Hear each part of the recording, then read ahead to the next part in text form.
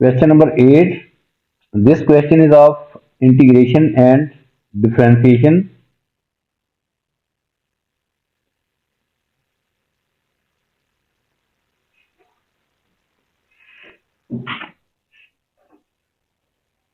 First part of this question is of integration.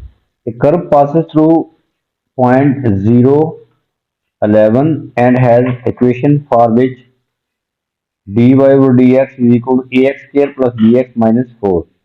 ये किस curve का ग्रेडियंट एक्सप्रेशन है dy over dx in terms of a and b, where a and b are constants. Find the equation of the curve in terms of a and b. This point lies on the curve. This is the gradient expression. So first of all we will write the gradient expression और इसको करेंगे हम integrate, तो curve की equation find हो जाएगी dy over dx is equal to ax square plus bx minus 4. अब हम इंटीग्रेट करेंगे दोनों साइड पे with respect to x. Left side को इंटीग्रेट करेंगे dy ओवर dx को विद रिस्पेक्ट टू x, और राइट साइड को भी ax square plus bx minus 4 with respect to x. dx mean with respect to x. ये देखिए ये with respect to x, तो ये dx कैंसिल हो जाता है, यहाँ सिर्फ dy रह जाएगा. तो इंटीग्रेशन ऑफ dy तो सिर्फ बताता है कि विद रिस्पेक्ट टू y, ये कैंसिल आउट, सिर्फ dy रह जाएगा.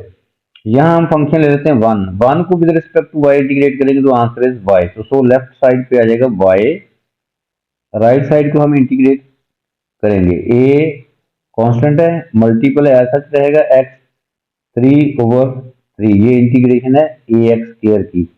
अब यहाँ पे पावर bx पावर 1 है तो b remains as such. Power में 1 ऐड किया और डिनोमिनेटर में भी लिखा, 4 के साथ हम x लगा देंगे plus c. c is the constant of integration. ये c मस्ट बी है, c आपने कांस्टेंट ऑफ इंटीग्रेशन लेना ही लेना होता है इधर. तो अब हम ये हमारे पास एक्चुअली ये कर्व की इक्वेशन आ गई है. इस कर्व के ऊपर ये पॉइंट लाई कर रहा है 0, 1. A curve passes through this point. तो 0, 11 हम पुट कर देंगे इस कर्व की इक्वेशन में, तो हमारे पास c की वैल्यू आ जाएगी. 0, 11 point lies on this curve और y की वैल्यू 11 है, x 0 है. तो so putting the values we get 11 is equal to, यहाँ पे x 0 है तो ये 0 हो जाएगा, ये भी 0 और ये भी 0. तो सो अल्टीमेटली हमारे पास c की वैल्यू जो है ये 11 आ गई है. हमने 0, 11 पॉइंट पुट किया इस कर्व की इक्वेशन में, तो हमारे पास c की वैल्यू 11 आ गई. अब c की वैल्यू यहाँ पुट कर देंगे तो इक्वेशन ऑफ कर्व आ जाएगी.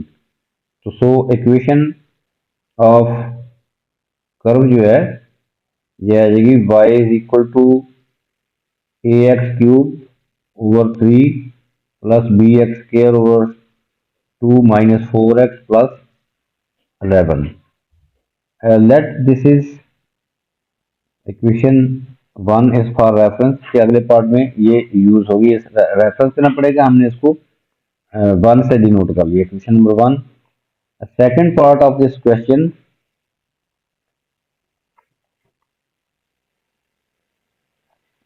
second part of this question is of differentiation. It is now given that curve has stationary point. Stationary point means dy over dx 0. Stationary point at 2, 3. Find the values of a and b. Stationary point means dy over dx 0. और this is the stationary point. तो सो dy over dx को हम 0 put करेंगे. dy over dx हमने already find कर लिया हुआ है, विच इज सॉरी ये गिवन है. dy over dx is given ax square plus bx minus 4. ये गिवन है dy over dx, इसको 0 पुट करेंगे. सो ax square plus bx minus 4 ये dy over dx था, इसको हमने 0 पुट किया है. क्योंकि इसके ऊपर स्टेशनरी पॉइंट है 2 3।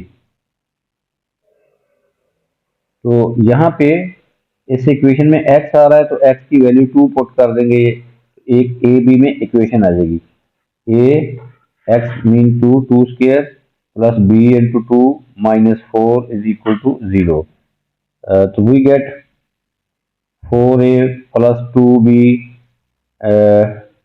Is equal to 4। डिवाइड इस 4 को हम राइट पे ले गए तो इज इक्वल टू 4 आ जाएगा। ये लेफ्ट पे और राइट वाली टर्म्स जो है ये मल्टीपल ऑफ 2 है, तो so we can divide each side by 2। तो this becomes 2a plus b is equal to 2। हमने इस इक्वेशन को बोथ साइड पे 2 से डिवाइड कर दिया है। We get this. Let this is equation 2। Now from equation number 1, ये इक्वेशन नंबर 1 है, ये कर्व की इक्वेशन है। वो स्टेशनरी पॉइंट जो है 2 3 कर्व के ऊपर भी लाई करता है। तो so from equation number 1, from equation number 1 है y is equal to A X cube over 3 plus B X square over 2 minus 4x plus 11। ये पॉइंट जो है ये 2 3 स्टेशनरी पॉइंट इस कर्व के ऊपर लाई कर रहा है। तो हम इस पे भी x की वैल्यू 2 और y की वैल्यू 3 यहाँ पे पुट कर देंगे। तो we get another equation in a and b, putting the values 2 3। so we get 3 is equal to a into 2 cube over 3 plus b over 2 square minus 4 into 2 plus 11। इसको करेंगे अब हम simplify. 3 is equal to 8 over 3a plus 2b। ये देखें ये 4 है, 2 power 2 4, 4 2 से cancel होकर 2b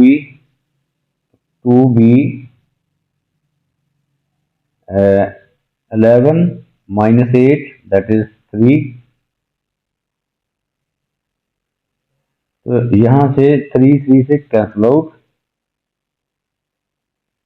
we get 8 over 3a plus 2b is equal to 0। Let this is equation number 3।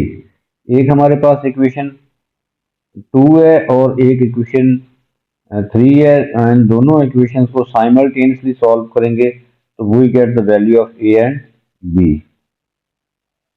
Solving equation number 1 and 2, sorry 2 and 3, we get equation number 2 में से हम पहले b को सब्जेक्ट बना लें, सब्स्टिट्यूशन मेथड यूज करते हैं।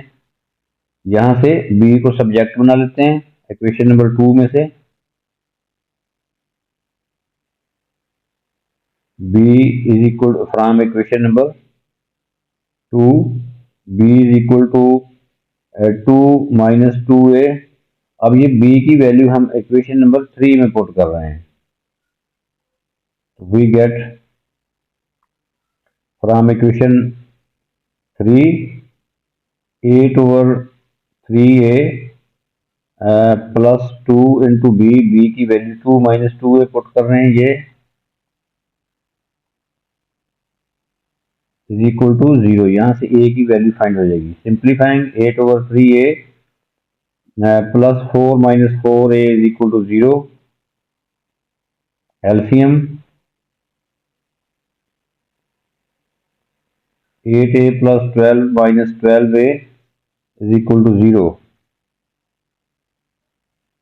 तो फ्रॉम हेयर 8 ये क्रॉस मल्टीप्लाई होकर 3 जो है ये वो फिनिश हो जाएगा, 3 0 से मल्टीप्लाई हो जाएगा और 1 जो है इसके साथ मल्टीप्लाई हो जाएगा। इसको सिंप्लीफाई करेंगे, a पहले 8a minus 12a, this becomes minus